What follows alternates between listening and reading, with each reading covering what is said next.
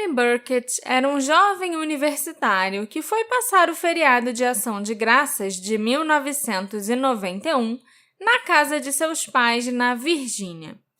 Mas, durante o fim de semana, ele foi encontrado morto. As autoridades consideraram sua morte imediatamente um suicídio, mas os seus pais acreditam que o Tommy foi assassinado.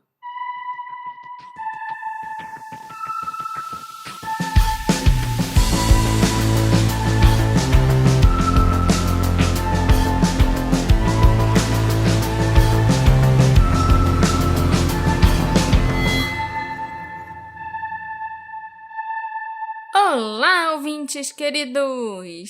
Sejam bem-vindos a um novo episódio do Detetive do Sofá. Eu sou a Marcela, a host desse podcast.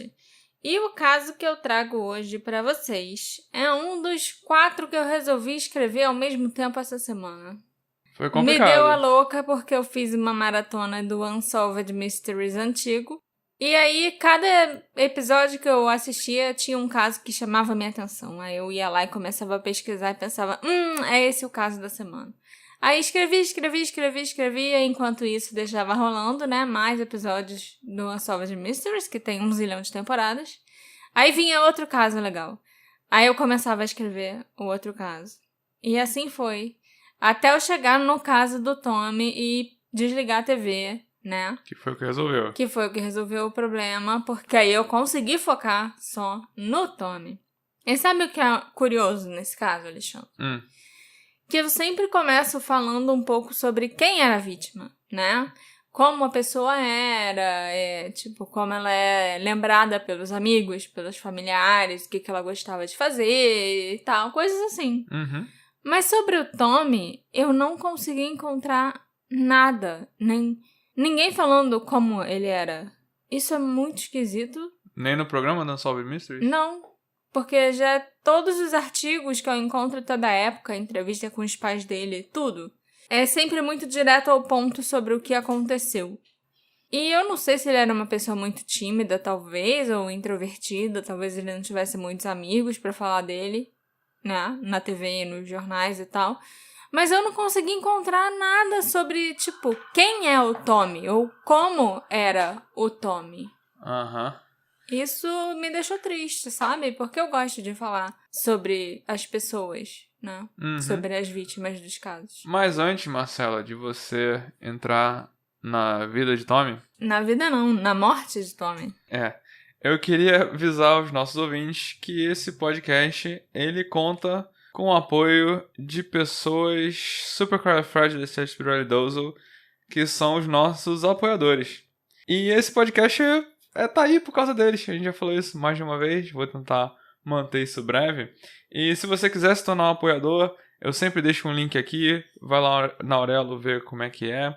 E eu queria dizer, Marcela, lá vem, que se não fosse nossos apoiadores, o Detetive do Sofá ia ser um omelete que você faz sem quebrar ovos. Sim. E você sabe que precisa quebrar ovos. Sei sim, é verdade. Né? Foi uma boa metáfora. Mas, eu até, pra não falar que eu inventei o negócio do nada, até pesquisei, existem receitas de omelete sem ovos, que eu não cliquei pra ver como é que faz. Ok. Então, mas eu quero dizer estranho. que o Detetive do Sofá não é uma receita de omelete sem ovos. É uma receita de omelete com ovos, graças aos nossos apoiadores. Entendeu? Que são as pessoas que quebram os ovos. Exatamente. É isso mesmo que eu entendi? Agora é. Então tá. O que você entender vem de dentro de você. Então agora sim, me conta o que aconteceu com o Tommy Burkett. Thomas Calvin Burkett, de 21 anos, foi a uma festa na noite anterior à sua morte, um sábado à noite. Eu falei pra você, né, que a gente já ia direto ao ponto falar da morte do Tommy, olha só. Era o fim do feriado de Ação de Graças. Ação de Graças é sempre na última quinta-feira de novembro. Então ele tinha aí um feriadão pra curtir. E já era quase o dia de voltar para a faculdade, porque ele teria que voltar no domingo à noite ou no máximo segunda de manhã. Ele era estudante de administração e de psicologia na Marymount University, em Arlington, na Virgínia. Seu amigo, Derek Hamion, estava dando a tal festa em uma casa que ele dividia com outros 3 amigos. Cerca de 20 pessoas estavam por lá. Engraçado é que o Derek não conhecia muitos dos convidados da própria festa, mas o Tommy parecia conhecer bastante gente. E é claro que, numa festa, sábado à noite, aos 21 anos, todo mundo ficou bêbado. Por volta da meia-noite de sábado para domingo, o Tommy saiu da casa do Derek e foi até um caixa eletrônico, onde ele sacou a quantia muito alta de $10. Uma câmera, aquelas câmerazinhas que ficam sempre em cima do caixa eletrônico, o fotografou fazendo a retirada. E ele também parecia estar na companhia de 2 homens brancos. O que não ficou claro para mim é se a câmera ela só tirava foto mesmo, tipo, em um intervalo, de segundos, quando alguém ia usar o caixa, ou se ela filmava tudo e só o que os pais, a família e tudo que a mídia, teve acesso foram algumas fotos, entendeu? Uhum. Mas o que tem é isso, São fotos do Derek usando o caixa eletrônico e tem 2 caras, assim, com ele, que parecem estar com ele ali no fundo da foto.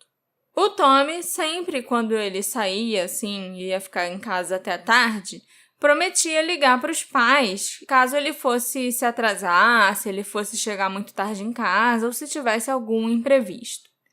Então, às 2 da manhã, ele ligou para o pai e disse que passaria a noite na casa do Derek, mas que ele chegaria a tempo no dia seguinte para um compromisso em família.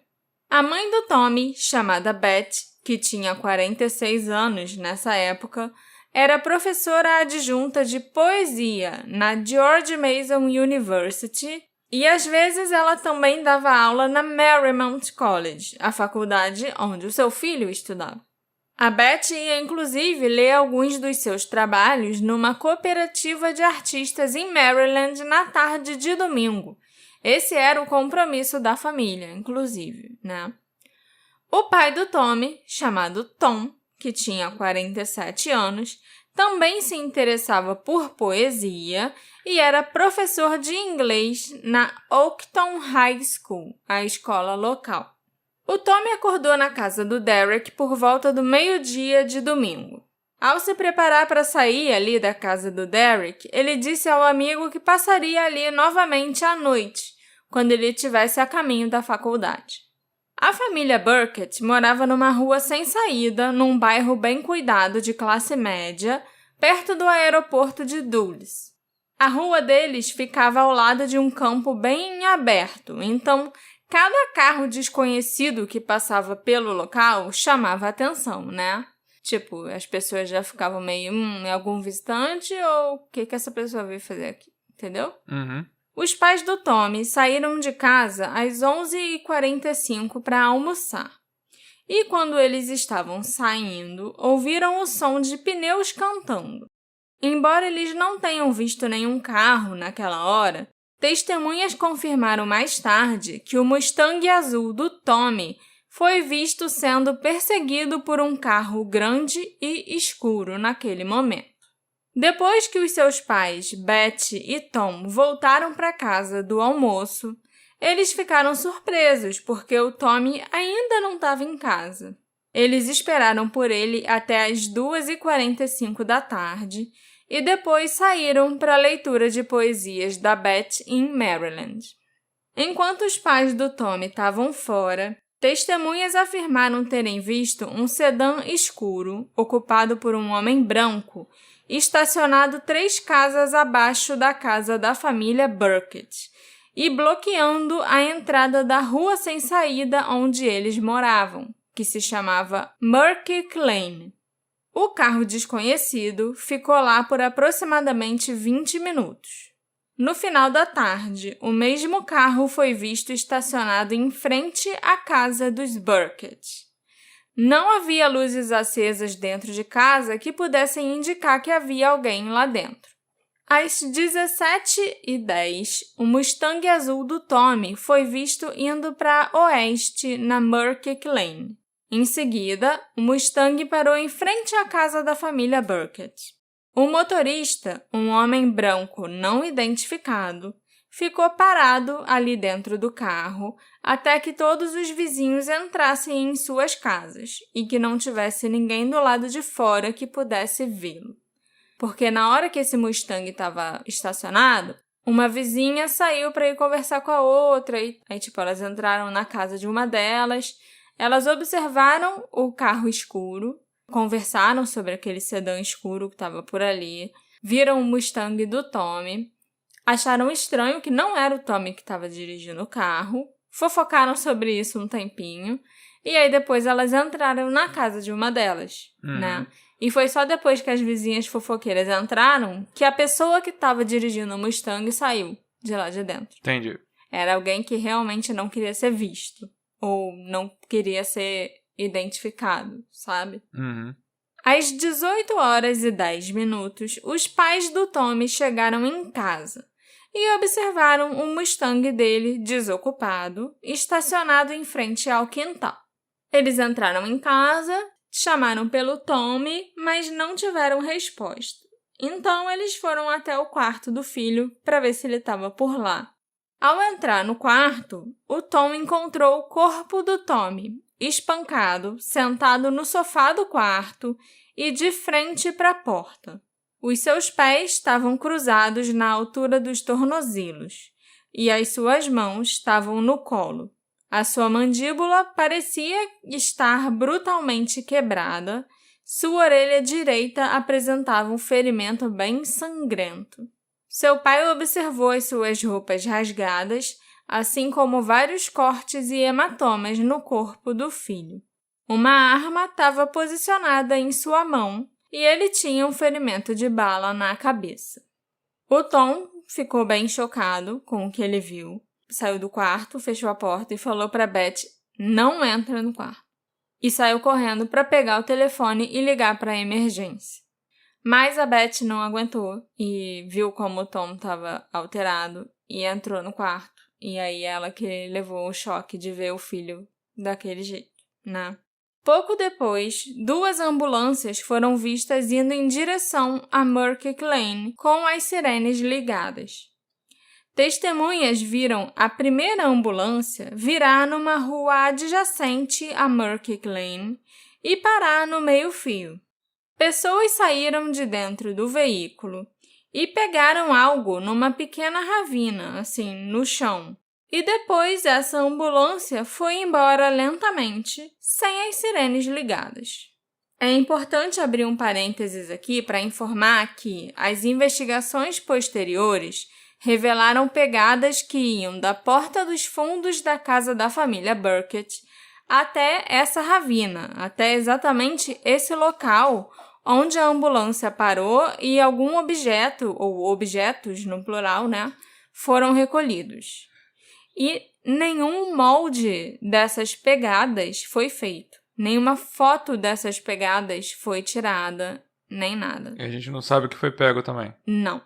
Essa ambulância chegou ali, pegou alguma coisa, desligou a sirene, deu meia volta e foi embora.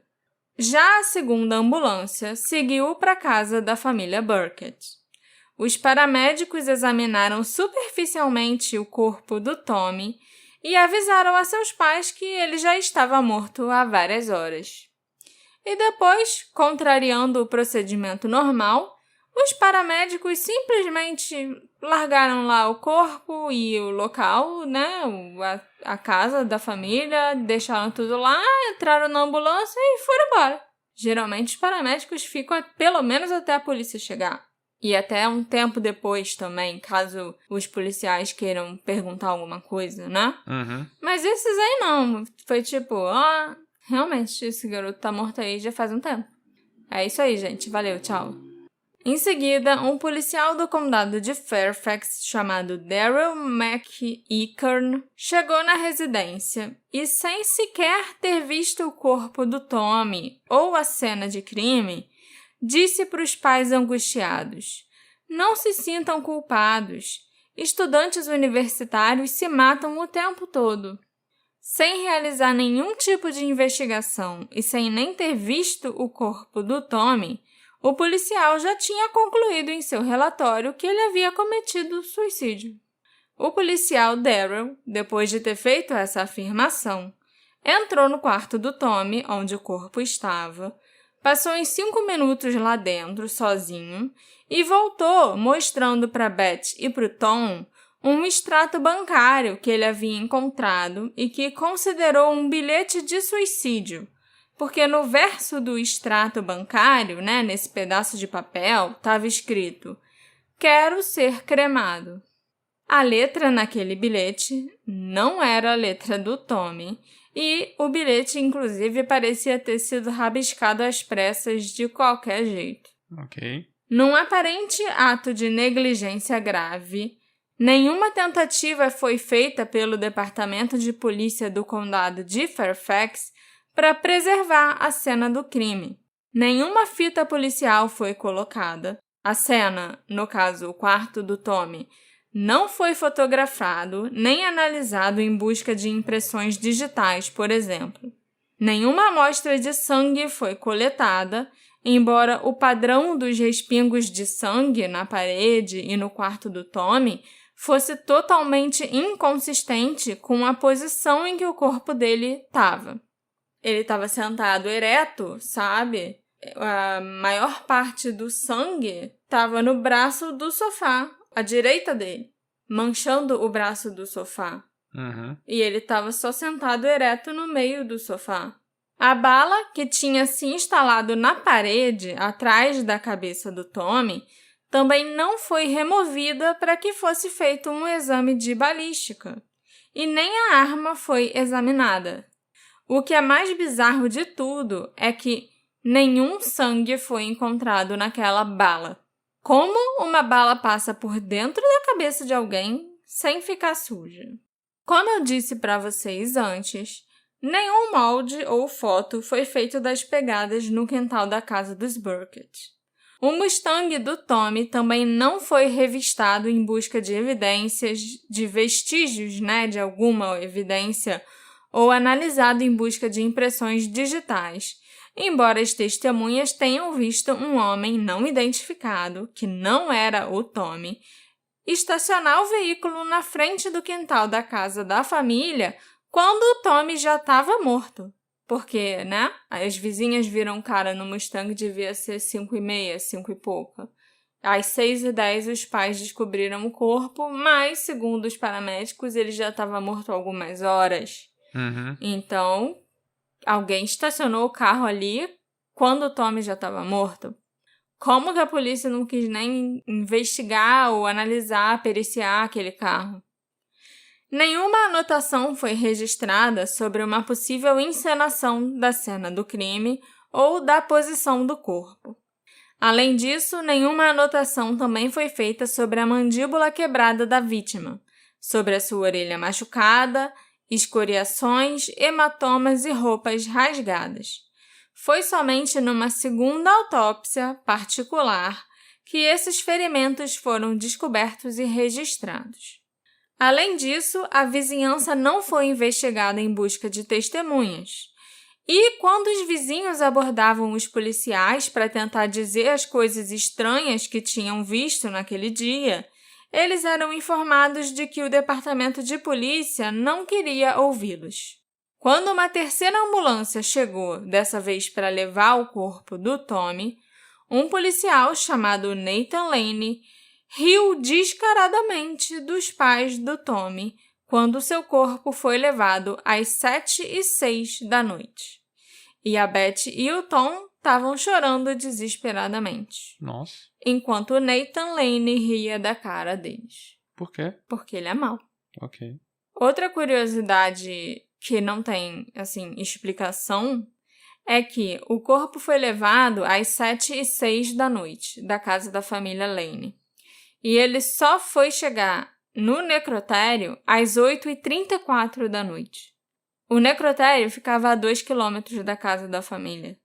Não tem explicação possível para o corpo ter demorado quase 1h30 para ir da casa até o necrotério.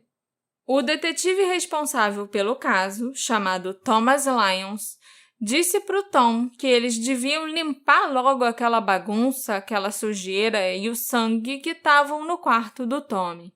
Além da grosseria das observações do detetive e dos seus subordinados, essa ação representa um flagrante desrespeito à necessidade de preservação de uma cena de crime. Limpar a bagunça, né, como ele falou para a família fazer, destruiria de fato as evidências cruciais do caso. O último policial no local foi o Daryl McEachern, aquele que foi o primeiro a chegar e que já foi dizendo para os pais que era um suicídio e ainda apareceu com uns rabiscos que ele chamou de, bilhete de suicídio, que o Tommy queria ser cremado. Para piorar, foi o Daryl também quem disse para as testemunhas que não queria os seus depoimentos, que impediu os pais do Tommy de inspecionarem o seu Mustang e que falou para o Tom e para Beth que a polícia já tinha feito isso, o que era uma grande mentira. A polícia não chegou nem perto do carro do Tommy naquele dia. Não deram nem, uma olhadinha através do vidro. O Daryl, então, mandou todo mundo circular porque não tinha mais nada para ninguém ver ali. Ele também ordenou que o Tom e a Beth voltassem para casa e disse que faria uma oração por eles enquanto partia. Às 19h06, todo o pessoal da polícia, paramédicos e oficiais de resgate, exceto o Daryl, já tinham deixado o local. Também é importante a gente perceber que nenhum legista foi chamado ali na cena do crime. Outra coisa que é, de praxe em qualquer caso.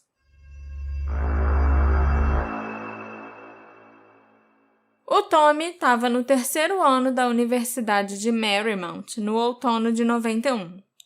Durante o seu último semestre na faculdade, ele foi repetidamente assediado pelos estudantes Philip Hawley, filho de um policial local da divisão de narcóticos, e o Donald McEwan, o neto de um curador da Universidade de Marymount. O bullying variou de roubo a agressões violentas. O Tommy chegou a apanhar feio 4 vezes. E, em 16 de novembro, o Philip bateu tanto no Tommy que o rosto dele ficou irreconhecível de tão inchado. Só para constar, eles eram amigos. O Philip e o Donald, junto com uns outros 2 ou 3 caras, eram o grupo de amigos do Tommy com quem ele andava. Ok. Não se sabe exatamente o que aconteceu, nesse último semestre para ter levado a tudo isso, entendeu? Uhum. Mas alguma coisa aconteceu. A segurança do campus não relatou essa agressão ao departamento de polícia de Arlington e os funcionários da universidade se recusaram a fornecer cópias do relatório do incidente ao Tom e à Beth depois que o Tommy foi encontrado morto em 1º de dezembro. E sim, era obrigação da segurança do campus ter comunicado à polícia sobre a agressão. Uma das coordenadoras da Universidade de Marymount, chamada Nancy McMahon, teria dito aos funcionários para não falarem com a família Burkett. Aliás, no dia 3 de dezembro, quando a Beth e o Tom foram até lá recolher os pertences do filho em seu dormitório, a Nancy entregou para eles a carteira de motorista do Tommy, que estava desaparecida quando seu corpo foi encontrado. Vários itens pessoais do Tommy, que ele tinha levado para casa com ele, é claro, tinham sumido da casa depois que ele foi encontrado morto. Da casa dos pais? Isso. A carteira dele, a carteira de motorista, os óculos escuros, várias coisas que ele carregava no dia a dia e que ele tinha levado para casa com ele. Principalmente a carteira de motorista, Porque a pessoa não vai dirigir horas da universidade para casa, fazer uma viagem, sem levar a carteira de motorista. A Nancy alegou que um estudante tinha encontrado a carteira de motorista do Tommy e tinha entregado para ela. Mas, por questões éticas, ela não podia dizer o nome desse estudante. Questões éticas uma ova, Porque os pais podiam até querer agradecer o garoto. Uhum. Hoje em dia, nós sabemos que a pessoa que entregou essa carteira de motorista para Nancy foi ninguém menos do que o Philip Hawley. O filho do policial. Que enfiou a porrada no Tommy. Eric Rose, o diretor de segurança do campus, também se recusou a fornecer aos Burkett uma cópia do relatório do incidente sobre o ataque que o Tommy sofreu. Ele disse para a família que era melhor para todo mundo se eles não saíssem por aí fazendo perguntas. Alguns dias antes da morte do Tommy, a caixa de correio do dormitório dele foi arrombada e a sua correspondência, incluindo o seu contra-cheque, foi roubada. Ele procurou a segurança do campus para fazer uma queixa e um relatório desse incidente também foi feito. O Eric Rose garantiu para o Tommy que o departamento de polícia de Arlington seria chamado para investigar o roubo e a destruição da propriedade do campus, o arrombamento, a destruição da caixa do correio. Mas é claro que a polícia nunca foi contatada pela universidade e que uma cópia do relatório desse incidente também nunca foi entregue aos pais dele. O Tommy tinha ligado para casa depois desse arrombamento, e desse roubo, e ele contou para a mãe o que tinha acontecido. Segundo a Beth, o filho dela parecia frenético ao telefone. Ele explicou que alguém havia saqueado a sua caixa de correio na faculdade e roubou o seu contra-cheque. Mas o pior de tudo era que provavelmente tinham roubado mais alguma coisa que era ainda mais importante do que o dinheiro do contra-cheque. O Tommy insinuou que o roubo estava relacionado a algo em que ele estava envolvido, mas que ele não podia dizer nem para a mãe o que era, e que ninguém mais podia saber o que era. Eita. Mas alguém teria descoberto em que ele estava envolvido, roubando a caixa de correio dele. Lá dentro teria alguma coisa, algum indício, do que ele estava fazendo e do que ele queria esconder. Após a morte do Tommy, os membros do Conselho de Curadores da Universidade de Marymount se recusaram até a se reunir com os pais dele, seja para dar os pêsames, desejar os meus sentimentos, seja para ajudar de qualquer forma na investigação da morte. O conselho e a universidade sequer enviaram flores ou um cartão desejando os pêsames à família. Foi como se o Tommy nunca tivesse existido, como se ele não tivesse passado 3 anos da vida dele lá e como se a mãe dele não desse aulas ali na faculdade também. O Dr. James Byers, um dos principais médicos legistas da região da Virgínia do Norte, foi quem realizou a autópsia do corpo do Tommy no dia seguinte, em que ele foi encontrado morto. No relatório da autópsia, ele não listou nenhum ferimento visível, com exceção de um ferimento à bala, apesar do corpo do Tommy claramente apresentar trauma grave na mandíbula, trauma no ouvido direito e vários cortes, escoriações e hematomas. Quando a Beth e o Tom solicitaram ao Dr. Byers cópias das fotos da autópsia do Tommy, o médico alegou que nenhuma foto do corpo tinha sido tirada, ao contrário do que é padrão em todas as autópsias. E o que é mais estranho é que o próprio Dr. Byers já tinha mostrado uma foto da autópsia para o Tom anteriormente. Mas aí alguém foi lá e embarreirou ele de mostrar qualquer outra coisa e ele disse que nunca tirou fotos. Além disso, quando questionado em uma audiência no Senado sobre uma determinação de suicídio que o Dr. Byers havia feito numa autópsia realizada no corpo do assessor da Casa Branca, Vincent Foster, em 94, o médico afirmou que considerou a morte desse assessor um suicídio com base no trauma da mandíbula e na presença de resíduos de pólvora. Nessa mesma audiência, o médico acabou se contradizendo, porque ele admitiu também que, no caso do Tommy, ele tomou a decisão de determinar que a causa da morte foi um suicídio com base na ausência de trauma na mandíbula e na ausência de resíduos de pólvora. Exatamente o contrário do que ele fez no caso do Vincent Foster. Mas o médico se embananou todo lá na hora de falar das 2 autópsias que ele fez. Hoje em dia a gente sabe que esse médico não era nada confiável e que ele fez muita merda nas autópsias que ele fingia que realizava. Depois do que os Burkett consideraram um exame superficial, incluindo o que mais tarde determinaram ser uma autópsia insatisfatória feita pelo James Baer, eles contataram o FBI. Tendo se sentido enganados pela investigação original, os Burkett também contrataram os seus próprios especialistas forenses. Mas eles logo descobriram que o FBI não estava interessado em suas descobertas ou nos resultados dos especialistas independentes que eles tinham contratado. Inclusive, o FBI inicialmente se recusou a investigar o caso do Tommy, mas depois de receberem uma petição assinada por mais de 4.000 pessoas, eles abriram uma investigação. Investigação entre aspas, né? Porque se o FBI chegasse a uma conclusão diferente sobre a morte do Tommy, isso contradiria a autópsia feita pelo Dr. Baer, bem como as conclusões rapidamente tiradas pela polícia do condado de Fairfax. E o FBI aparentemente optou por não fazer isso. Em vez disso, os Burkett foram informados pela agência que eles conduziriam uma investigação de direitos civis, ao invés de uma investigação criminal. O casal Burkett gravou as suas ligações com o principal agente do FBI com quem eles tinham contato, chamado Robert Pozica.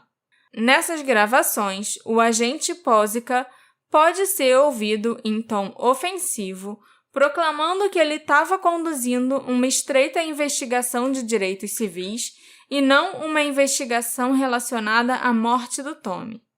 Ele ainda disse a certa altura para Beth que não desejava investigar a morte do filho deles e nem mesmo queria se encontrar com o casal.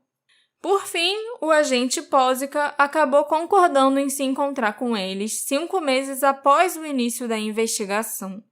E o Tom afirmou que esse encontro com os funcionários do FBI foi terrível. William Megarry, que era o agente especial encarregado da divisão criminal do escritório local do FBI e que também participou dessa reunião, informou ao Tom e a Beth que o FBI tinha conduzido uma investigação longa e exaustiva e que não encontraram nada que indicasse que a morte do filho deles fosse outra coisa senão um suicídio. Nesse ponto, a Beth interrompeu rapidamente, questionando como o FBI chegou a essa conclusão quando a família foi informada repetidamente de que apenas uma investigação de direitos civis estava em curso. Só para vocês entenderem melhor, uma investigação de direitos civis sobre uma morte, especialmente uma que examine o papel das forças policiais locais na possível obstrução da justiça ou no encobrimento de um crime, teria que incluir uma investigação do próprio crime, segundo especialistas. Mas não era isso que eles diziam para a família Burkett, né? Eles diziam que eles só iam investigar se tinha acontecido tudo certo nas investigações. Se a polícia local do condado de Fairfax e o escritório do legista tinham agido da forma correta. Ainda na reunião, o agente William Megarry proibiu o Tom e a Beth de verem o arquivo do caso do Tommy. Depois deles reclamarem, o William sugeriu que o casal deveria registrar uma solicitação da Lei de Liberdade de Informação. Essas solicitações costumam ser atendidas bem rápido quando acontecem, através da justiça ou nas delegacias normais. Mas no FBI, elas geralmente levam muitos anos até serem respondidas. Então, a Beth e o Tom acabaram desistindo da tentativa de obter os arquivos do FBI. Em suma, o FBI não fez absolutamente nada a não ser conversar com a polícia local, ler os arquivos e relatórios da polícia local e confirmar que estava tudo certo ali e que os policiais não tinham feito nada de errado. O FBI seguiu o mesmo roteiro da polícia do condado de Fairfax, com a intenção óbvia de inocentar a polícia local de qualquer irregularidade. E, infelizmente, esse é o padrão estabelecido pelos federais em casos como esse. O FBI não gosta de confrontar a polícia local, seja ela, né, a polícia do condado ou polícia estadual, muito menos quando as investigações dessas polícias já foram encerradas. Então, eles só vão lá confirmar que, ok, estava tudo certo. Apesar da conclusão do FBI, os próprios Burkett acumularam evidências que apontam para assassinato. A autópsia particular paga pelo casal e realizada pelo Dr. Eric Mitchell, um ex-médico legista de Syracuse, em Nova York, mostrou resultados bem diferentes daqueles feitos pelo Dr. Byer. A autópsia do Dr. Byer notou um buraco na parte de trás do pescoço, ali na nuca do Tommy, logo acima do colarinho, e o apresentou como um ferimento de saída da bala de uma Magnum 357, que supostamente matou o Tommy. Todos os especialistas forenses consultados pelos Burkett refutaram essa conclusão, porque um ferimento a queima-roupa causado por um 357 nunca seria tão pequeno e limpo da forma em que o ferimento do Tommy estava. Curiosamente, a bala que se pensa ter causado esse ferimento não só estava cravada na parede fora de posição para o cenário proposto, mas ela também foi deixada no local pela polícia e pelo FBI. Nenhum teste de balística foi realizado nessa bala até os Burkett contratarem os próprios especialistas. Além disso, não havia nenhum resíduo de pólvora e nem queimaduras na boca do Tommy, o suposto local de entrada da bala letal. A segunda autópsia também constatou que a orelha do Tommy sofreu trauma, indicando que ele pode ter sido espancado. E como o Tom e a Beth suspeitavam, o maxilar inferior do filho dele estava fraturado. Esses ferimentos, juntamente com os arranhões no peito do Tommy, são inconsistentes com um suicídio. Outra coisa muito importante que foi notada pelo Tom é que o corpo do Tommy estava cercado por toalhas, sabe? Coisas assim, toalhas, lençóis, peças de roupa, enroladas em volta dele, e parecia que aquilo era para sustentar o corpo naquela posição. Tornou-se óbvio para os Burkett e os especialistas forenses que o corpo do Tommy tinha sido posicionado, tinha sido encenado daquela forma para que pudessem vê-lo assim que entrassem em seu quarto. As mãos do Tommy estavam quase cruzadas em seu colo e em cima delas repousava o revólver Magnum 357. A Beth se lembrou de olhar para a arma e de ser capaz de ler os números nas pontas dos cartuchos. Ela percebeu que o cilindro do revólver não estava totalmente travado, o que teoricamente impossibilitaria o disparo. A primeira autópsia, conduzida pelo Dr. Byer, não relatou essas descobertas. Já a segunda autópsia, realizada pelo Dr. Eric Mitchell, também descobriu que os pulmões do Tommy não haviam sido dissecados, apesar da afirmação do Dr. Byer no seu relatório de que ele havia realizado aquele procedimento. Igualmente condenatórias do ponto de vista forense foram as manchas de sangue espalhadas na casa da família. No dia seguinte à morte do Tommy, a Beth e o Tom começaram a notar alguns itens fora de lugar no primeiro andar da casa, coisas que pareciam ter sido derrubadas ou tombadas. Então, eles também começaram a notar o que parecia ser sangue, espalhado nas paredes de vários locais em gotas muito, muito finas. O FBI descartou aqueles respingos de sangue como tendo existido antes da morte do Tommy e disseram que eles com certeza já estavam ali, a família que nunca tinha reparado. Já os especialistas contratados pelos Burkett identificaram essas mesmas manchas de sangue como os clássicos respingos de sangue resultantes de um tiro num indivíduo, com uma névoa sangrenta muito fina resultante do tiro se espalhando. Ao contrário do que acontece se a pessoa levar um tiro e estiver, encostada numa parede, por exemplo, entendeu? Uhum. A conclusão deles foi que o Tommy e talvez outros indivíduos também foram baleados no primeiro andar, muito provavelmente durante uma luta. Uma investigação mais aprofundada pela equipe contratada pelo casal ainda descobriu várias outras discrepâncias gritantes na investigação oficial. Entrevistas com vizinhos próximos revelaram relatos do som de vários tiros vindos da casa da família Burkett naquela tarde de 1º de dezembro. Caraca, é isso que eu tava pensando agora. Se teve tiro, alguém deveria ter ouvido. Uma vizinha contou como ela tinha ligado para a emergência naquela tarde depois de ouvir os tiros e falou que, a origem daqueles tiros parecia ser o endereço da família Burkett. E outras pesquisas subsequentes nos registros do 911, a emergência norte-americana, revelaram não apenas a ligação dessa vizinha, mas que o próprio Tommy Burkett tinha ligado 2 vezes para a emergência naquela tarde, de sua própria casa. Nenhum veículo de emergência e nenhum policial respondeu a nenhuma dessas 3 ligações para emergência naquele dia. Caraca.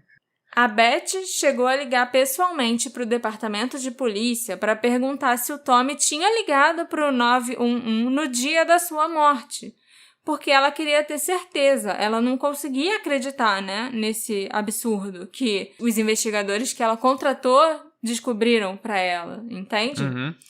E a despachante que atendeu a ligação dela disse que tinha, sim, um registro do Tommy pedindo ajuda em agosto e em outubro daquele ano, e depois tinha os 2 registros dele ligando na tarde do dia 1º de dezembro, além de outro registro daquela mesma rua, que foi da vizinha ligando para dizer que ouviu tiros vindo daquela casa. A Beth pediu, então, que a atendente enviasse a gravação ou, pelo menos, a transcrição das ligações do Tommy para ela.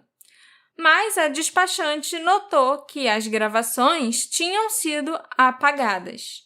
Só tinha mesmo o registro do Tommy ter ligado. Então, a moça pediu um minutinho para Beth e foi falar com o supervisor dela. Aí, depois de conversar com o supervisor, a atendente tentou mudar a sua história e disse que ela não sabia por que o nome do Tommy estava nos registros e que ele nunca tinha ligado para a emergência. Meu Deus do céu. É foda. Os Burkett também descobriram que nenhum dos vizinhos tinha sido interrogado pela polícia local. Além disso, o Dr. Bayer declarou que, além de não ter tirado fotos da autópsia, ele também não tirou radiografias do corpo do Tommy. Assim, sem radiografias ou fotos da primeira autópsia, seria muito difícil conseguir provar que a orelha ferida e a mandíbula quebrada foram de fato ignoradas pelo Dr. Bayer. E, abrir um processo contra ele, dizer que ele foi negligente na autópsia ou qualquer coisa parecida. Então, os Burkett insistem que a polícia de Fairfax decidiu sobre a morte do Tommy muito rapidamente e conduziu muito pouca investigação. Já a polícia de Fairfax afirma que a determinação de suicídio foi baseada principalmente na autópsia do Dr. Bayer. O Dr. Bayer, por sua vez, disse que ele não descartou que a morte não tenha sido um suicídio. Ele apenas afirmou que era consistente com um tiro auto-infligido. E o FBI afirma que conduziu uma extensa investigação, incluindo 180 entrevistas, mais de 1.800 páginas de relatórios e uma revisão completa do relatório da polícia e do legista de Fairfax. Mas o FBI não investigou porra nenhuma. É claro que nesse caso, da morte do provável assassinato do Tommy Burkett, o Philip Hawley e o Donald McEwan, os estudantes que supostamente assediaram e atacaram o Tommy antes da sua morte, são considerados os principais suspeitos. Principalmente por causa também da carteira de motorista, que foi o Philip quem encontrou e entregou para alguém, e porque A notícia da morte do Tommy já estava circulando na universidade antes mesmo dos pais dele chegarem em casa e descobrirem o corpo. Ok. A fofoca já estava rolando entre os alunos da faculdade. Uhum. Isso é muito estranho. Um informante ligou para a família do Tommy e alegou que ele foi atacado pelo Philip e pelo Donald porque descobriram, talvez durante aquele arrombamento da caixa de correio, né, que o Tommy era um agente disfarçado da divisão de narcóticos e que ele iria expor as atividades ilegais do Philip e do Donald com drogas. Tipo o Channing Tatum e o Jonah Hill 21 no Jump Anjos da Street. Lei. Exatamente. É o que eu tava pensando. É, Ok. Isso seria um plot twist. sim. Mas eu acho difícil. A divisão de narcóticos da polícia de Arlington, é claro, que negou oficialmente qualquer ligação com o Tommy Burkett. Eu, Marcela, acho que talvez o Tommy tenha feito algo pequeno, sabe? Algo menor, tipo denunciar pessoas por uso ou venda de drogas na faculdade. Ou sido informante. Sido informante de alguém, ou algo assim. Mas aí rumores começaram a se espalhar desproporcionalmente sobre ele ser um informante da narcóticos. Uhum. Narcóticos especialmente porque, né, o pai do Philip era do narcóticos, então, sei lá, às vezes todo mundo já vivia Juntou falando tudo. de narcóticos e juntou tudo e virou isso aí. Uhum. A faculdade, né, de Marymount era uma faculdade muito pequena para precisar de um infiltrado lá da narcóticos para descobrir o que acontecia ali. Eles tinham, em média, acho que 2.400 estudantes. Era muito diferente de uma dessas outras universidades que a gente escuta falar, tipo Harvard, Yale e até as faculdades comunitárias dos Estados Unidos. Ela era particular, mas ela era bem pequena. Então, assim, eu pessoalmente não acredito nessa parte da história. Eu não acredito que ele era um agente da narcóticos disfarçado. Mas tem muita gente que acredita sim. Ou que acredita que o pai do Philip, né, que era de fato um policial da narcóticos, era corrupto e o Tommy acabou descobrindo alguma coisa sobre ele, e que a morte do Tommy tem algo a ver com o Philip e as atividades do pai dele, da narcóticos e tal, entendeu? Uhum. Com isso eu até concordo. Eu acho que sim, o Philip e o pai dele têm muito a ver com a morte do Tommy. E se o Philip e o Donald tivessem envolvidos na morte do Tommy, as famílias deles conseguiriam encobrir com muita facilidade. Tanto com a polícia, quanto o que acontecia na universidade.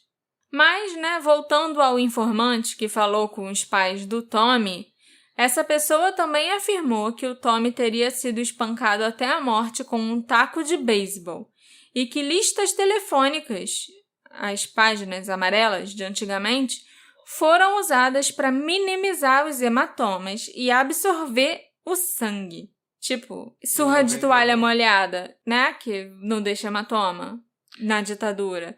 Aqui era taco de beisebol nos Estados Unidos devia ser taco de beisebol com lista telefônica. Em 91, a lista telefônica ainda era grande. Era.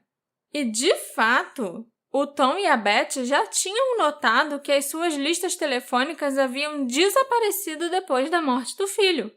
Eles não encontraram mais nenhuma lista na casa deles. Além disso, a fita adesiva, né, que envolve um taco de beisebol normalmente, tinha sido removida do taco de beisebol que ficava no quarto do Tommy. Todo taco de beisebol tem lá os seus adesivos com número, com marca, com nome, com tudo. E eu não sabia, mas o taco é totalmente envolvido por um tipo de fita adesiva. Não é só no cabo, não? Não, não é só no cabo. Então, se você bateu muito com alguém e você não queria deixar, né, evidências, é só você ir lá e arrancar a fita que a madeira vai continuar limpinha sem ter absorvido sangue. Uhum. Entendeu? Pelo menos foi isso que eu entendi. Também é possível que o Tommy tenha sido baleado com outra arma de calibre muito menor do que a Magnum 357. Mas, para fazer o suicídio parecer convincente, os assassinos pegaram a arma do Tom na gaveta do quarto dele e dispararam uma bala na parede do quarto do Tommy antes de colocar a arma na mão do Tommy. Dizem por aí que o Donald McEwen era uma das poucas pessoas fora do círculo familiar que sabia onde a arma ficava guardada na casa da família Burkett. Donald era um dos amigos? Era. O que o avô era conselheiro da faculdade. Não, e depois que você falou que era uma bala de Magnum, eu fiquei assustado porque o pouco que eu sei de arma, que vem de videogame, costuma ser a arma que causa mais estrago. Mais estrago. É quase uma escopeta. Uma bala de Magnum. E a bala que você vê na parede, assim, nas fotos da cena do crime, pelo menos é muito pequena. Era um calibre muito menor do que uma bala de Magnum, sabe? Mas a arma que tinha na casa dos Burkett era uma Magnum. Então, se você vai botar uma arma na mão do morto pra fingir que foi um suicídio, tem que ser a arma da casa dele. A Beth e o Tom ficaram 100% convencidos de que os vizinhos viram o Tommy sendo perseguido pelos assassinos e que ele chegou em casa a tempo de ligar para a emergência antes que os assassinos invadissem a residência dele e o matassem. E que depois o pai do Philip foi chamado até lá para ajudar os jovens a montarem a cena da forma em que ela foi encontrada. O resto pode ser só negligência mesmo, ou pode ser amigos do pai do Philip tentando ajudar a cobertar, né? Uma vez que a polícia determina uma coisa e diz que tem muita certeza, eles não voltam atrás. Não, ao mesmo tempo, quando tem um policial envolvido, a gente já viu isso várias vezes. Quando a gente acha que tem um policial envolvido e parece um suicídio, ou até parece que a pessoa fugiu de casa, dá pra ver que os policiais que a gente acha que tá cobertando sabe exatamente o que fazer. Sabe exatamente o que dizer, sabe exatamente o que deixar, o que não deixar. E aí, a gente viu isso, acho que no caso daquela... Nick LaDue, não era? Eu acho que a gente viu isso na Nick LaDue. O caso agora da Lisa Turney, que a menina fugiu. Sim. E claramente o pai, que era policial, era ex-policial, não lembro? Padrasto. Ele que falou com a polícia, então eu sei que ele usou as palavras certas que a polícia ia achar que ela só fugiu. Sim. Então, assim, é muito difícil ter qualquer tipo de justiça quando você tá de frente com um policial que sabe exatamente o que fazer, que não só ele pode ativamente fazer a polícia acobertar, como ele pode só deixar preparado pra polícia chegar, é só um suicídio, ela fugiu, etc, entendeu? Sim, é muito difícil mesmo. Ainda mais se o policial tiver, né, tentando, de certa forma, proteger o próprio filho. Sim. Que seria o caso do policial que é pai do Felipe. Apesar disso tudo, tem quem acredite, sim, que o Tommy realmente cometeu suicídio. Ele estava sofrendo bullying na faculdade, então ele pode ter sido perseguido por algum ou vários dos seus bullies naquele dia. E foi isso que os vizinhos podem ter visto. Eu acho que de fato foi isso que os vizinhos viram. O que aconteceu depois que entraram na casa, aí já é, né, outra história e a gente não tem como saber. Mas aquele pode ter sido o ponto de ruptura para o Tommy. Agora, os inimigos dele sabiam onde ele morava e ele percebeu que ele não poderia fugir. Um dos agressores, ao espancá-lo, pode ter pego a sua carteira, pode ter pego até outros itens, outros objetos pessoais do Tommy só para importuná-lo. E o Tommy pode simplesmente não ter aguentado mais e ter resolvido acabar com a própria vida. Ele devia estar ferido e sangrando, né? Deve ter sido espancado de novo pela 5ª vez. Possivelmente já com a mandíbula quebrada devido a uma agressão anterior. Ou pode ter quebrado a mandíbula ali na hora mesmo. Então ele sobe as escadas deixando respingos de sangue nas paredes devido aos seus ferimentos. Ele teria pego a arma no quarto dos pais e depois ido para o próprio quarto, onde ele teria atirado em si mesmo. Mas é aquilo. Uma Magnum teria deixado um estrago muito grande. O fato da arma usada ser da própria família e ficar guardada no quarto dos pais do Tommy pode apontar, sim, mais na direção do suicídio do que de um homicídio, porque poucas pessoas teriam conhecimento da localização da arma. Mas a gente sabe pelo menos uma pessoa que tinha conhecimento de onde eles guardavam a arma, né? O Donald. A posição da arma e do corpo após a morte também é algo que não pode ser previsto com exatidão. E o cilindro da Magnum poderia ter sido desbloqueado depois que o Tommy disparou a arma. Uma Magnum é uma arma de alta velocidade e, dependendo do comprimento do cano, ela tem um impacto muito forte. É até um pouco estranho que a arma ainda estivesse na mão do Tommy e ela não tenha voado com o recuo. Mas ele pode ter agarrado a arma com força na hora de puxar o gatilho. Mas, de novo, eu não acho que a Magnum foi a arma usada para atirar no Tommy. O que não faz sentido é por que não tem pólvora na boca do Tommy, se ele deu o tiro em si próprio e se esse tiro não foi dado a uma certa distância. Se foi um suicídio, a pólvora devia estar ali, na região onde a arma estava posicionada, ou perto de onde o cano da arma estava posicionado.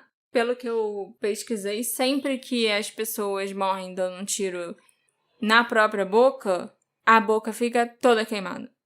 E não era o caso da boca do Tom. Eu diria que, no geral, eu tenho, 90% de certeza que foi um assassinato. Mas os outros 10% são aquelas perguntinhas incômodas, né? Sobre por que tantas pessoas participariam de um encobrimento como esse, sabe? E como que esse acobertamento desse crime teria se sustentado já por mais de 30 anos? Mas a gente já viu casos assim antes, então... Acontece. Mas a gente sempre se pergunta, por quê? Entende? Não, e tem aquilo que a gente discutiu mais cedo. Às vezes não é um grande acobertamento. Às vezes foi uma pessoa manipulando e a polícia faz seu trabalho esperado. Tem coisas muito pequenas que podem, justificar ou induzir a um suicídio. Mas muito, muito pequenas. Por isso que 90% de mim acha que foi um assassinato. Sabe o que é pior? O Philip, ele já até deu entrevistas algumas vezes falando sobre como o Tommy era um bom amigo. Mas ele era muito persuasível, muito influenciável. Era muito fácil conseguir convencer o Tommy a fazer qualquer coisa. É uma declaração muito esquisita para se dar sobre um amigo, primeiro de tudo. E segundo, muito esquisito também você tá dando declarações sobre uma pessoa que você agrediu quase que brutalmente na época da faculdade, entende? Você falou no início do episódio que apanhou muito dessas pessoas e que inclusive eram amigos. E acho que você escreveu como se talvez algo tivesse acontecido que mudou isso. Mas o que eu pensei já foi algo diferente. Foi no sentido de ser uma amizade meio abusiva, meio tóxica, sabe? Sim. Que ele era amigo, mas não é muito. Ele era amigo, mas era meio que o saco de pancada. Sim. Eu não lembro algum exemplo assim agora que me vem à cabeça. Mas ele era do grupo, mas era o bode expiatório. Aí agora ele fala... Tipo aquela série coreana que a gente viu, a lição. Mais ou menos. Que sempre tinha alguém que era só pra esse saco de pancada e que era xingado e tratado mal pelos outros. Então, e essa declaração, falando, ele era muito persuasível, a gente conseguia convencer ele a fazer qualquer coisa, eu acho que bate muito com isso, sabe? E ele ainda falou, e aí quando era ele que queria fazer alguma coisa, ou que era ele que dava alguma ideia de coisa pra gente fazer, ele nunca conseguia convencer a gente a fazer nada, entendeu? Mas ele fazia tudo que a gente quisesse. São os red flags, né? São os red flags, entende? Era melhor ele ter ficado calado, sabe? Sei lá. Não é só o FBI que bloqueou os arquivos da família Burkett. O condado de Fairfax também nunca deu ao Tom e à Beth acesso aos arquivos sobre a morte do Tommy. Lá nos Estados Unidos, a partir do momento que um caso é encerrado, qualquer pessoa pode ir lá e fazer a solicitação por causa da lei de liberdade de informação. Mas o condado de Fairfax afirma que as investigações sobre essas alegações de suposta atividade criminosa, no caso do Tommy, são confidenciais. Então, eles insistem que os arquivos não podem ser liberados por causa disso, por causa dessas alegações aí que ainda são investigadas. Alegações de que, na verdade, teria sido um crime. Por outro lado, a gente sabe que eles não estão investigando nada e que o caso, para eles, já está encerrado como um suicídio. Então, eles só queriam mesmo bloquear que os pais do Tommy tivessem acesso aos arquivos do caso do filho. É um caso que está encerrado, mas oficialmente, não está encerrado, porque os pais vivem insinuando ou trazendo novas evidências que pode ter sido um crime, entendeu? Uhum. Esse caso foi ao ar no Unsolved Mysteries, no episódio de 11 de novembro de 94. Aí. No dia do meu aniversário de 7 anos. Ok. Olha só. Não, eu não assisti quando eu tinha 7 anos. Eu assisti semana passada. E eu fiquei simplesmente obcecada pelo caso do Tommy. Pela forma como ele foi contado no episódio. E como que tem tanta coisa errada e tantas evidências de que não foi um suicídio, que não teria como ser um suicídio. E nada aconteceu e feijoada. A mãe do Tommy, a Beth, morreu de câncer em 2003. E o seu pai, Tom, morreu em 2006. Os dois morreram sem nunca saber a verdade sobre o que aconteceu com o filho deles e sem verem a justiça sendo feita. Até a morte deles, eles tinham certeza de que o Tommy foi assassinado. A divisão de narcóticos sempre negou qualquer ligação com o Tommy e a polícia local ainda considera a sua morte um suicídio. Esse episódio foi feito graças à colaboração da nossa apoiadora maravilhosa, Caroline Crisostomo. Espero que você tenha gostado desse episódio, que você tenha passado muita raiva com ele, igual eu passei enquanto eu assisti o caso lá no Unsolved Mysteries. E se vocês também quiserem ganhar um agradecimento especial e fazer parte da nossa pequena comunidade do sofá, acessem o Orelo e vejam lá como se tornar um nosso apoiador. E aí, gente? Tommy Burkett, assassinato ou suicídio? Seriam o Philip e o Donald os assassinos mesmo, os responsáveis pela morte do Tommy? Existe todo esse acobertamento que a gente acredita, ou o Tommy simplesmente não aguentava mais esses amigos horríveis e maus e chegou ao seu limite? Me encontra nas nossas redes sociais, @detetive do sofá, e me conta o que você achou desse caso. A gente se encontra na próxima investigação. Tchau, tchau. Tchau, tchau.